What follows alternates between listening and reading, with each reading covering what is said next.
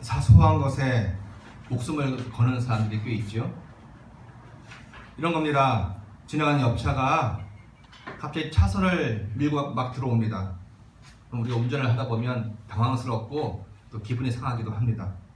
근데 거기서 멈추지 않고 끝까지 쫓아가서 보복을 하는 경우가 좀 꽤 있습니다. 주먹질을 하고 그리고 유리창을 깨고 그렇습니다. 사실 세상 살다 보면 별거 아닌데 지금 닥치는 일들이 어떻게 보면 큰 게 아니고 별일이 아니고 넘어갈 수 있는데 거기에 목숨을 걸다가 큰일을 오히려 자초하는 경우가 많지요. 형사입건에 되어지고 사고가 나고 그리고 인생이 망가지는 일들도 꽤 있습니다. 좀 더 큰 것을 봐야 하는데 작은 것에만 집착하다가 어려움을 당하지요. 광고인가요? 책인가요? 누군가 그러더라고요. 동시에 해야 한다고요. 10초 후도 생각해야 되고 10년 후도 생각을 해야 한다고 그 말을 하더라고요. 오늘 우리가 읽은 마태복음 23장을 한 단어로 제목을 삼는다면 뭘까요? 아마도 화 있을진저 라고 할 수 있지 않을까 합니다. 제목이야 이렇게 저렇게 다양하게 잡을 수 있지만 화 있을진저, 예수님이 7번이나 화 있을진저로 지금 이 23장에서 말씀을 하십니다. 책망을 하십니다. 그런데 예수님이 누구에게 이렇게 굉장히 거북한 말씀을 하시나요? 바로 서기관들과 바리새인들에게 하실 말씀입니다. 당시 종교 지도자들이었던 바리새인들과 서기관들을 향하여서 화 있을진저라고 말씀하십니다. 그들이 뭔가 큰 잘못을 저지른 것이 분명하지요. 사랑해 주신 예수님이 이렇게까지 말씀하시는 걸 보면 사두개인과 또 바리새인과 오늘 나온 서기관들이 큰 문제가 있는 듯 합니다. 그런데 객관적으로 우리가 그들을 살펴보면 우리의 이해와는 달리 바리새인과 서기관들이 그렇게 나쁜 사람들이라고 그렇게 말할 수가 없습니다. 왜냐하면 누구처럼 백성들의 세금을 뜯어내어서 착복한 것도 아니고요. 또 도덕적, 윤리적으로 스캔들을 일으켜서 사회에 무리를 일으킨 것도 아닙니다. 오히려 당시 바리새인과 서기관들은 종교 지도자로서 많은 사람들에게 명성을 받고 칭찬을 받고 존경을 받는 위치에 있었던 사람들입니다. 그런데 그 사람들을 향하여서 예수님이 화 있을지어다 라고 그렇게 도발을 하십니다. 또 저들 좀 더 이해해 볼까요? 우리는 잠시 구약 성경 에스라와 느헤미야서를 이렇게 가보면 좋습니다. 우리가 다 알듯이 다윗과 솔로몬을 왕을 이어서 나라가 두 개로 쪼개지죠. 처음 왕 사울, 그 다음에 다윗, 그리고 솔로몬까지는 하나의 단일 국가였는데 솔로몬을 지나가면서 그 나라가 두 개의 나라로 쪼개집니다. 북이스라엘과 남유다지요. 북이스라엘은 하나님을 버립니다. 우상 숭배가 아주 창궐합니다. 끊이지 않습니다. 우리가 성경에서 잘 읽는, 우리가 잘 보는 엘리사 선지자, 바로 북이스라엘에서 활동을 했던 선지자들입니다. 그리고 아하브 왕과 그 유명한 이세벨이라는 여왕도 북이스라엘의 왕이었고 여왕이었습니다. 우상 숭배가 끊이지 않던 북이스라엘은 결국 기원전, 즉 예수님이 오시기 전에 721년 계산을 해봤습니다. 지금으로 따지면은 지금부터 약 2740년 전에 이렇게 멸망을 했습니다. 거의 3000년 가까이 되어지는 그 시간, 그때에 북이스라엘이 멸망을 당했습니다. 북쪽 아시리아에게 멸망을 당했고 민족 자체가 완전히 다 없어져 버렸습니다. 여러 민족과 섞여서 혼혈이 되어졌고 순수 이스라엘, 10지파로 구성되었던 순수 이스라엘, 북이스라엘은 존재하지 않습니다.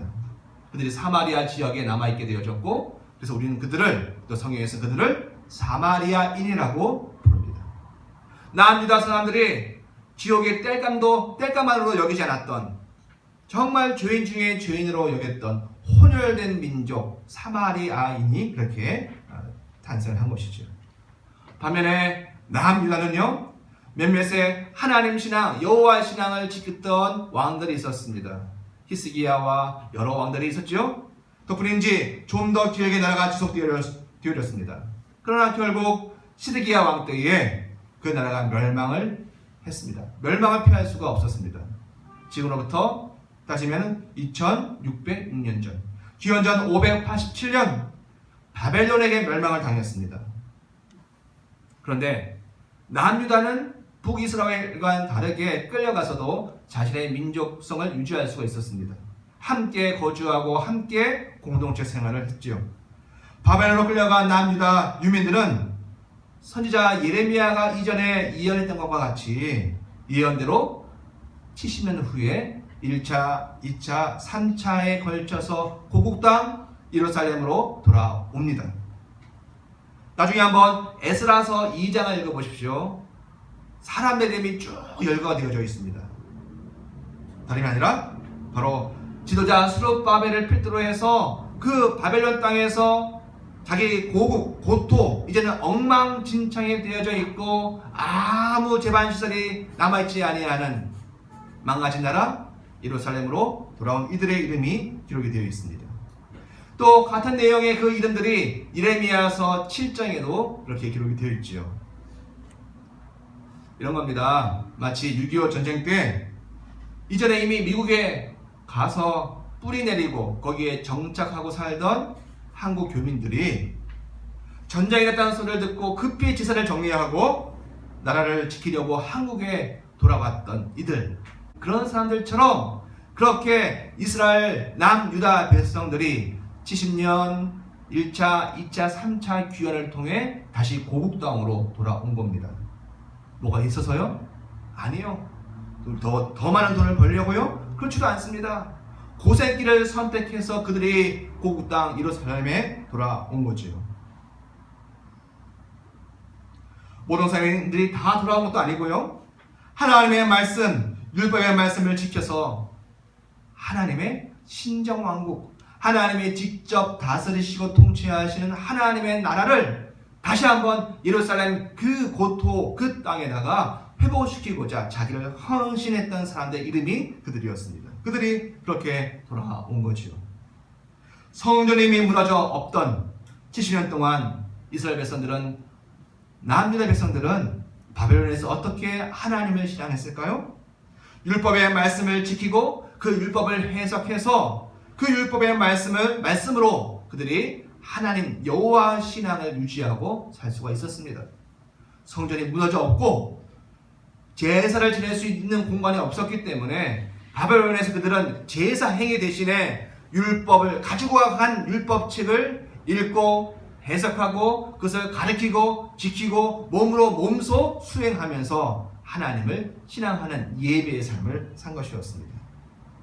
바로 그런 사람들의 이름이 에스라 2장과 느헤미야서 7장에 기록이 되어져 있는 거지요.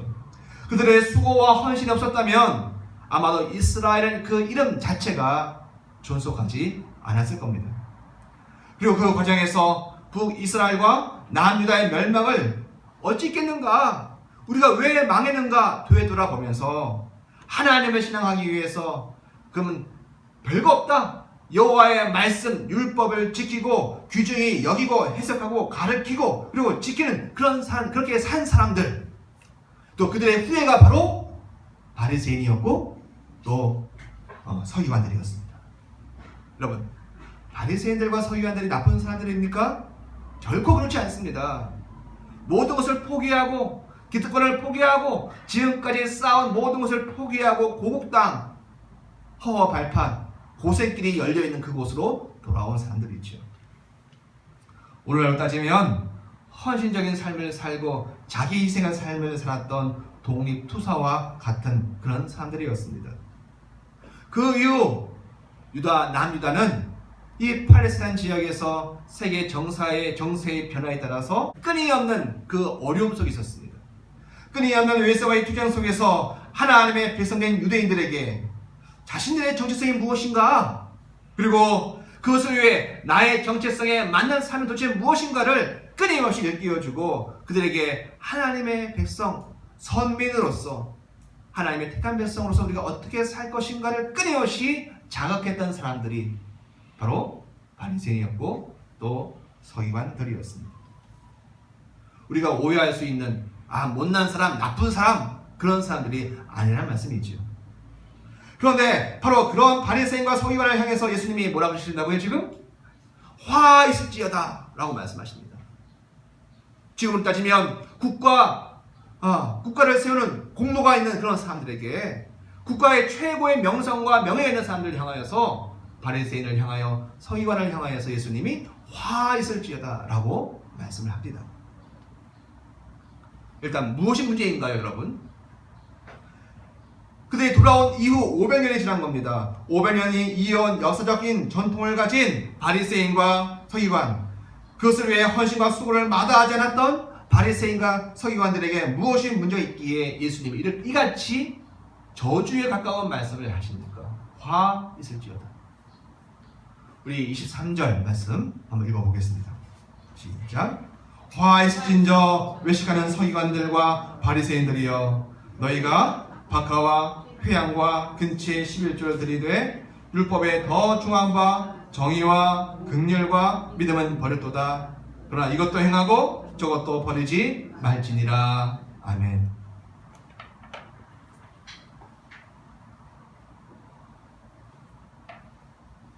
바리새인과 서기관들이 외식하는 자, 원래 뜻으로 이야기하면 가면을 쓴 자라고 예수님이 책망하시는 이유가 무엇입니까?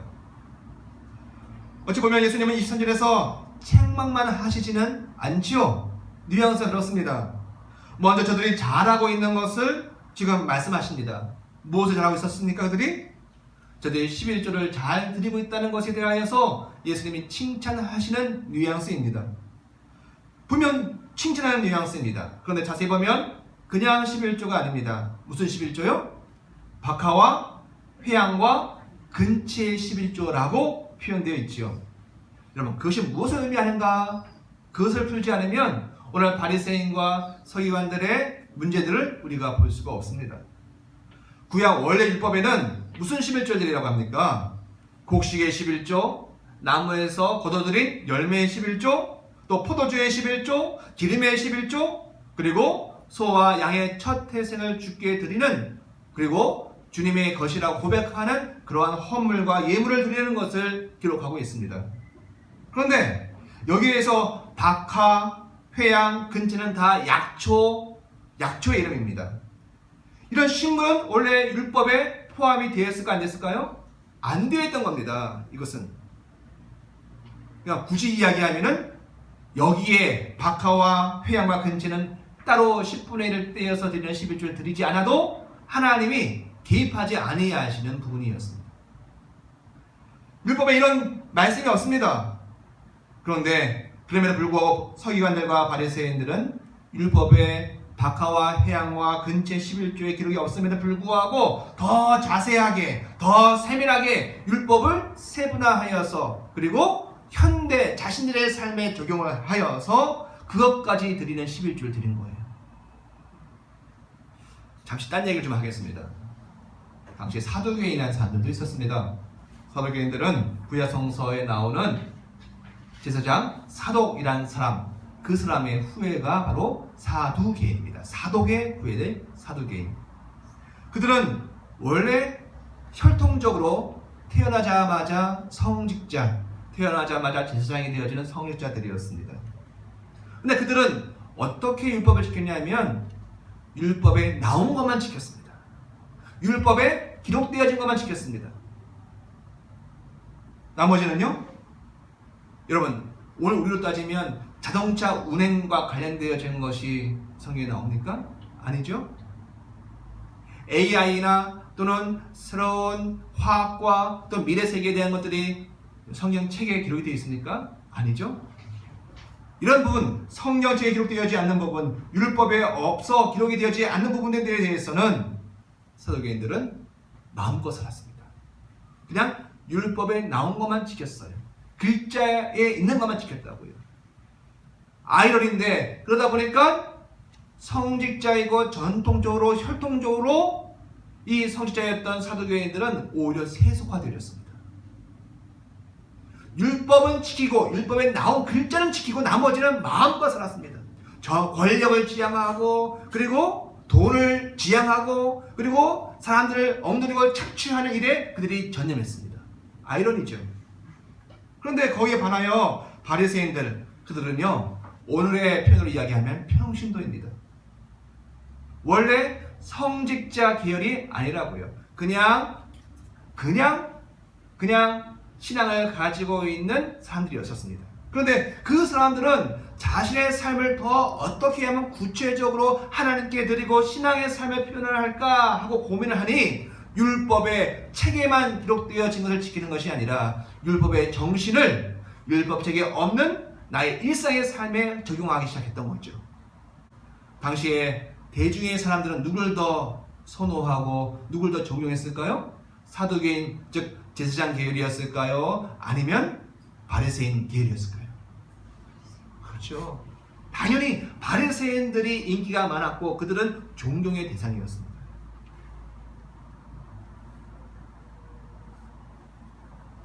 평신도였던 바리새인들이 오히려 성직자였던 사두개인들보다 훨씬 더 종교적이었고 신앙심이 깊었고 삶 모든 분야에 하나님의 말씀을 어떻게 구체적으로 적용을 할까를 고민을 했던 사람들이었습니다. 그렇습니다. 이 부분만 따져서 이야기한다면 예수님이 그 바리새인들에 대한 평가가 어떠한가요? 잘못한 것이 아니라 아주 잘하였도다 라고 얘기하는 거예요. 너희가 율법의 글자로만 지키지 아니하고 삶을 어떻게 더 구체적으로 하나님께 신앙으로 드릴까? 글자는 없지만은 그 율법의 정신을 지켜서 삶을 드리고 했던 모든 것들, 율법엔 없지만 박하와 회양과 근체까지도 10의 1을 드리는 그 신앙을 예수님께서 높이 평가하신 거죠. 참 잘하였도다.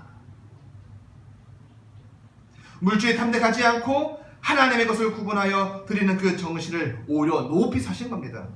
곡식과 포도주와 그리고 열매 11조면 충분한데 바리새인들과 사기관들은 박하와 회양과 근체까지도 11조를 적용하여서 적극적으로 드리니 예수님이 그들을 칭찬하시는 겁니다. 이 은혜가 우리에게도 있기를 원합니다. 그런데요, 그 칭찬이 무색하게도 저들이 관가한 것이 있었습니다. 하나, 예수님이 저들을 칭찬하신 것으로 끝나신 것이 아니라 저들을 화 있을진저라고 책망하실 수밖에 없는 것은 저들이 간과하고 있는 것이 있었기 때문이지요. 자잘하고 사소하고 그리고 세밀한 것은 잘 지키고 행동 윤리를 다 만들어서 다 했지만 그런데 더 큰 것, 정작 중요한 것, 하나님께서 강조하여 핵심적으로 요구하셨던 그것들을 저들이 무시한 겁니다. 하나님의 사람들은 하나님을 향한 11조와 같은 제사의식을 요구받습니다. 오늘 우리는 예배의 예식을 통해 하나님께 나아가지요. 그러나 그것뿐만이 아니라 하나님은 더 크고 더 중요한 것을 우리에게 요구하십니다. 주변의 사람들과 관계에서 정의롭기를, 자유롭기를, 신실한 삶을 살기를 그것을 주께서 원하십니다. 예배 행위 없이 그것만 하는 것이 아닙니다. 인간은 아무리 열심히 해서라도 자기 속에 악함과 연약함과 죄악이 있기 때문에 예배하고 제사 지내고 그러므로 하나님께 속죄를 받지만 또다시 세상에 나아가서는 나와 관계 있고 내 주변에 있는 사람들을 향하여서 정의롭게 살고 배우하고 사랑을 베풀고 그리고 신실한 믿음을 주어가면서 살아야 할 것을 하나님께서 요구하신다는 말씀이지요. 하나님의 백성은 하나님의 구원, 사랑과 구원을 경험한 사람들입니다. 내가 이룰 수 없고 도달할 수 없는 하나님의 구원의 은혜를 하나님이 은혜로 주신 것이죠. 그것을 경험한 사람들은 그것을 주변의 사람들에게 적용할 수밖에 없는 운명과 의무를 지닌 사람들입니다. 그 사랑과 도움이 이제는 자신의 삶의 의무가 되어진 것이죠. 오늘까지는 교회에 와서 예배하고 헌금을 드리고 교회 봉사만 하는 것이 아니라 그것뿐만 아니라 내가 속해 있는 가정과 그리고 일터와 또 만남 속에서 또 부자의 관계 속에서, 자녀와 부모의 관계 속에서 우리는 하나님의 공의와 하나님의 사랑하심과 하나님의 그 신실하심을 드러내고 그것을 적용하며 살 것을 요구받는 인생들이라고요. 예수님 뭐라고 그러십니까? 이것도 행하고 저것도 버리지 말아야 할지어다. 이것은 뭡니까? 너희가 참 잘했다. 박하와 회양과 근처까지도 11조를 드리고 삶의 구체적인 그것까지도 하나님과 연결하여 살고자 하는 너의 삶의 그런 신실함 굉장히 훌륭하다. 그거 버리지 말아야 한다는 겁니다. 그러나 그것만으로는 충분하지 않다는 거죠. 모두 행해야 됩니까? 하나님과 관련하여서 정의와 긍휼과 그리고 믿음의 삶을 너희가 주변의 사람들과 관계해서 살아야 한다는 겁니다.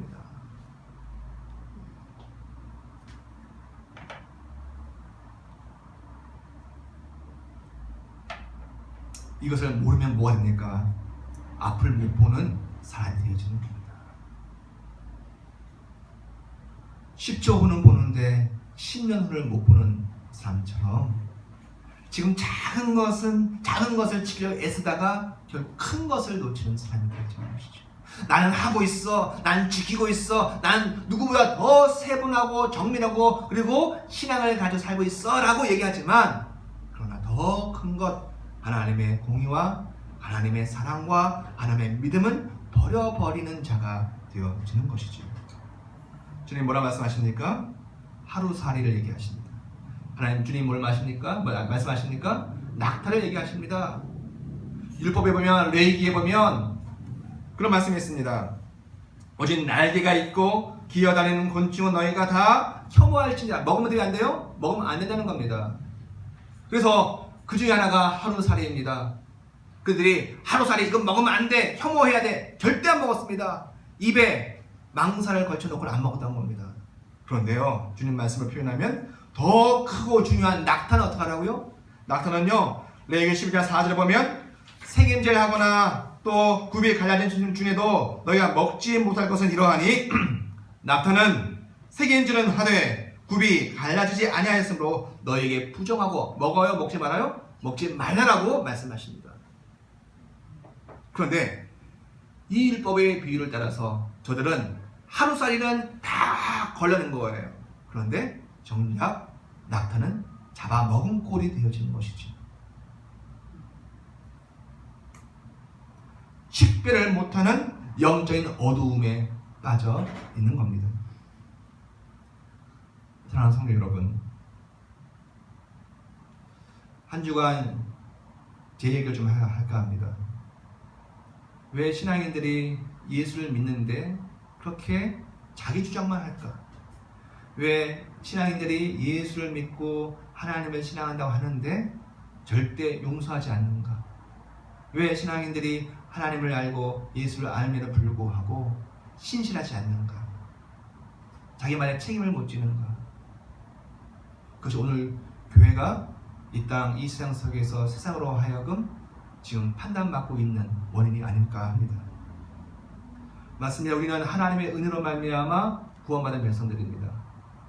그러므로 오늘도 예배하고 주 앞에 물질을 드리고 삶을 드립니다. 그런데 이것은 기본이라는 것이죠.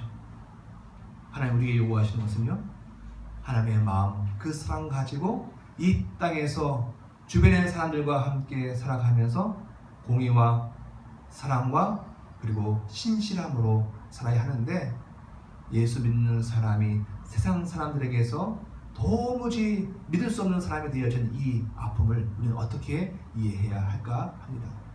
주님이 오늘 우리에게 오시면 무엇을 말씀하실까요? 너희가 하루살이는 잘 걸러냈는데 너희가 낙타는 삼켜 먹었도다. 너희가 예배는 잘하고 물질은 하나님께 잘 드리는 것 같은데 그런데 삶에 이것은 없구나 말씀하지 않으실까요?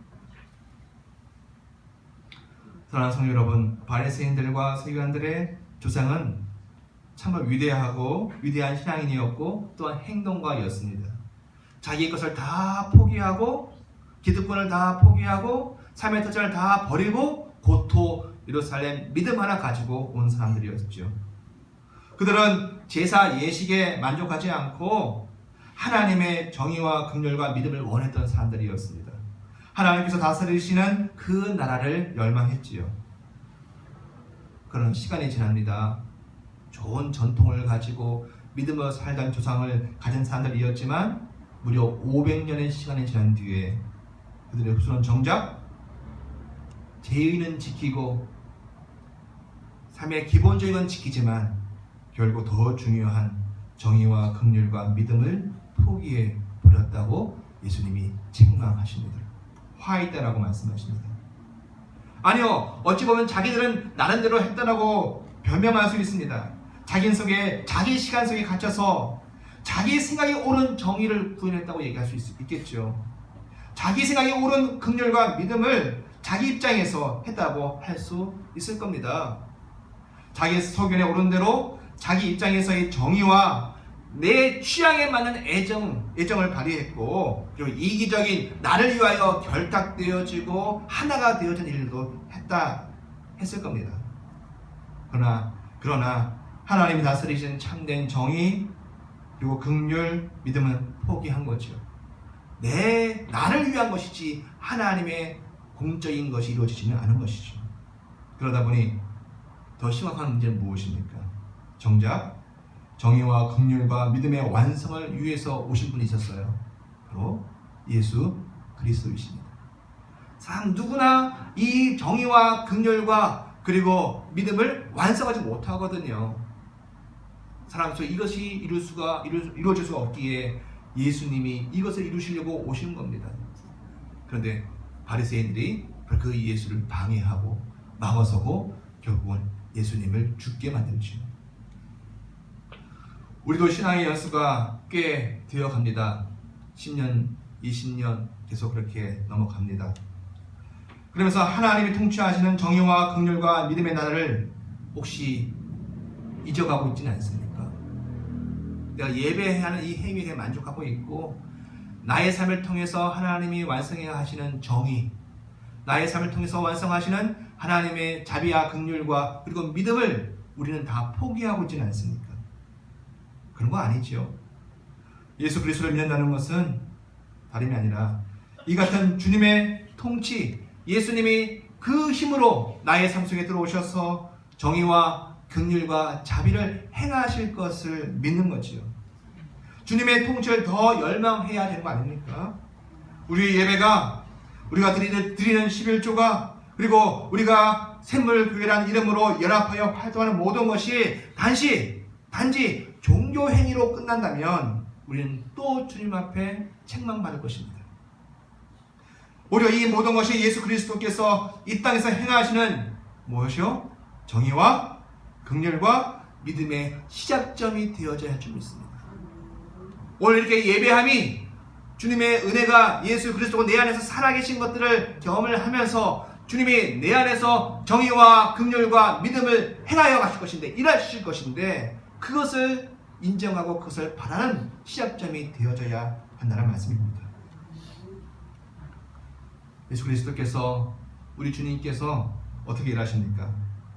바로 다름이 아니라 믿고 영접한 우리의 몸을 입으시고 주님의 권능으로, 주님의 정의로, 주님의 긍휼과 믿음을 우리 주변의 사람들에게 행하려 하십니다. 더 오래 참아주고, 더 사랑해주고, 좋은 말로, 그리고 격려하는 말로 내 자녀와 또 내 가족과 또 이웃을 그렇게 세워가려고 주께서 우리에게 자극을 주실 것입니다. 우리는 뭐예요? 그것을 인정해야 하고 용납해야 할 줄 믿습니다. 주께서 우리로 하여금 옳은 것을 옳다 고백하고 속이지 않게, 또 정직하게 살게 하시고 서로를 주님께서 주시는 사랑의 마음으로 대하게 하실 게 분명합니다. 왜? 주님은 그러려고 우리 속에 들어오시거든요. 거짓말하지 않고, 못된 말 하지 않고, 악독하게 굴지 않고 내 안에서 주님께서 그 아름다운 것을 오늘 이루어 가려고 하시는 겁니다. 가까이 있는 사람이라고 함부로 대하지 아니하고 악독한 말 퍼붓지 않고 우리의 그 일들을 행하려 하실 겁니다. 형제와 자매 안에 계시는 주님을, 너 안에 주님이 있어, 우리가 약하지만 주님이 너를 완성하실 것이야 라고 믿는 믿음을 우리에게 계속 가지라고 요구하실 것입니다. 바로 그때 예수 그리스도를 주님으로 믿는 우리는 어떻게 그 요구에 반응해야 할까요? 선택은 우리에게 있습니다. 주님은 우리 속에서 예수 믿고 영접한 우리에게서 정의와 긍휼과 믿음을 일하실 겁니다. 문제는 내가 그것을 어떻게 반응하느냐에 따라서, 어떻게 신앙하느냐에 따라서, 어떻게 사느냐에 따라서 이 땅에 성취될 수도 있고 그렇지 않고 끝날 수도 있다는 것이죠. 이 고민이 우리의 기도가 되기를 원합니다. 기도하시겠습니다.